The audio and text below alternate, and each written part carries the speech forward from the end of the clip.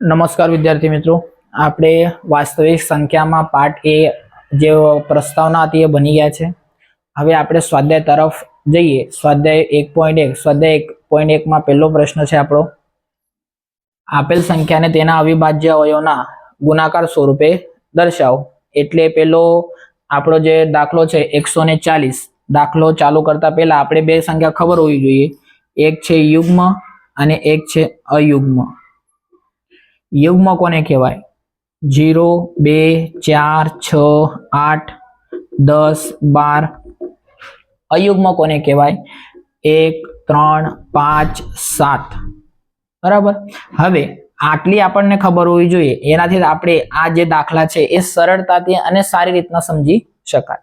દાખલો 1, 140. 140 ના આપણે અવિભાજ્ય અવયવના ગુણાકાર કરવાના છે, એટલે અવયવ પાડવાના છે. 140 ના અવયવ છેલ્લે 2 છે, એટલે આ 140 યુગ્મ સંખ્યા છે. હવે યુગ્મ સંખ્યા છે તો 2 વડે ભાગ ચાલશે. 140 ના અડધા કેટલા થશે? 70.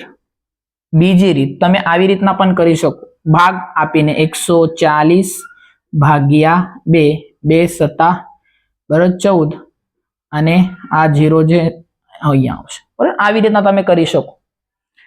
હવે અહીંયા 70 છે, 70 માં તમારો 0 આવ્યો એટલે યુગ્મ સંખ્યા ફરીથી 2 થી ભાગ ચાલશે, એટલે 2 થી ભાગ આપવાના. 70 ના અડધા કેટલા થયા? 35.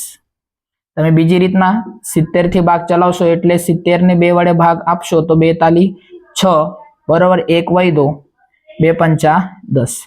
હવે 35 કઈ સંખ્યા છે? તમારી યુગ્મ સંખ્યા નથી, એટલે કઈ સંખ્યા છે? અયુગ્મ સંખ્યા. એટલે એને 2 થી ભાગ બરાબર આપણે આપી શકાય નહીં, એટલે એને કઈ સંખ્યા વડે ભાગ આપી શકાય? 3 થી. બરાબર, 3 વડે ભાગ જશે, 3 એકા 3, એટલે એને સરવાળો કરી દેવાનો. તમારે જો આવડતો હોય તો 3 અને 5 સરવાળો કરવાનો 8 થશે. 3 ના પાડામાં 8 આવતો નથી, એટલે 5 થી ભાગ 3 થી ભાગ તમારે જશે નહીં. 5 થી આપવાનો. આપણને ખબર કે 5 ના ઘડિયામાં 35 આવે, કેટલા સુધી બોલવાથી? 7 સુધી.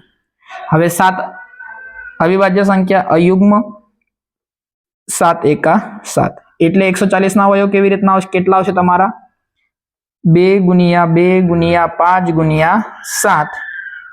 2 કેટલી વખત છે? 2 વખત, એટલે 2 નો 2 ઘાત ગુણ્યા 5 ગુણ્યા 7. એટલે તમે આ પણ લખી શકો. 156. 156 કઈ સંખ્યા છે? તમારી યુગ્મ સંખ્યા, એટલે 156 ને 2 વડે ભાગ ચલાવવાનો. 156 તમે આવી રીતના કરી શકો, ભાગ આપી શકો. બરાબર, 2 7 14, 1 8 6, એટલે 16 આવે 78. તમે ડાયરેક્ટ પણ કરી શકો, એવું નહીં કે તમારે ભાગ જ ચાલવાનો, એટલે તમારી સમજદારી મુજબ તમને સમજવું જોઈએ બરોબર, ઊંડાણપૂર્વક. એટલે હું આવી રીતના કરું. જો અહીંયા લાસ્ટમાં 8 આવી ગયો એટલે યુગ્મ સંખ્યા, ફરીથી 2 થી ભાગ આપીશું. હું ડાયરેક્ટ કરું હવે બરોબર. 2 ના પાડામાં 7 આવતો નહીં, પણ નાની સંખ્યા કઈ આવે છે? 6, એટલે કેટલાથી બોલવાથી? 2 તાલી 6. 7 માંથી 6 ગયા એટલે વૈધો તમારો 1. એ ઉપર આની બાજુમાં મૂકવાનો, 18 થઈ ગયા બરોબર. 2 નવા એટલે 18 થઈ ગયા, 2 નવા 18.